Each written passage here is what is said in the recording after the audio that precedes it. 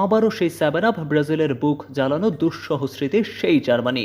খালি প্রতিপক্ষটাই কেবল আলাদা। হিউস্টনে প্রথম যখন বল গড়াচ্ছিল তখন কি কেউ ভেবেছিল গল্পটা এমন এক রূপকথার ট্র্যাজেডিতে শেষ হবে?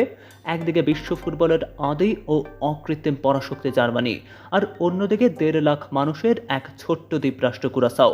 ডেভিডের সামনে গলিয়াথের লড়াই তো ছিলই, কিন্তু লড়াইয়ের বদলে সেটা হয়ে গেল গোলবন্যার এক মহাকাব্য। কুরাসাওয়ের ছেলেরা যখন প্রথমবারের মতন বিশ্বকাপের সবুজ ঘাসে পা রাখল, তখন তাদের চোখে ছিল স্বপ্নের ঝিলিক।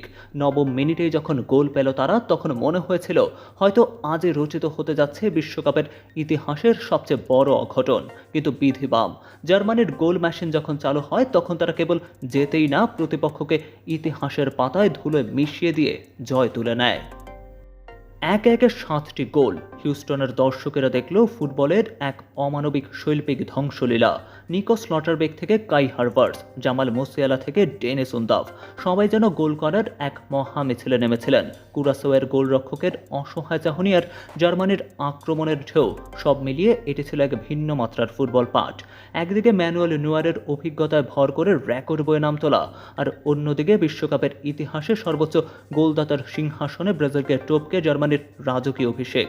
শেষ পর্যন্ত গোলের ব্যবধান হলো 7-1। কুরাসাওয়ের রূপকথা এক মুহূর্তের জন্য জেগে উঠেই হারিয়ে গেল গোল বন্যায়। ফুটবল ঈশ্বর আজ জার্মানদের হাতে তুলে দিলেন শিল্পের এক নিষ্ঠুরতম রূপ। হিউস্টন সাক্ষী থাকলো ফুটবলের এই মহাকাব্যে জয়ী শুধুই জার্মানি, আর পরাজিত কুরাসাওয়ের বুকে জমে রইল একরাশ বিস্ময়কর বিষণ্ণতা।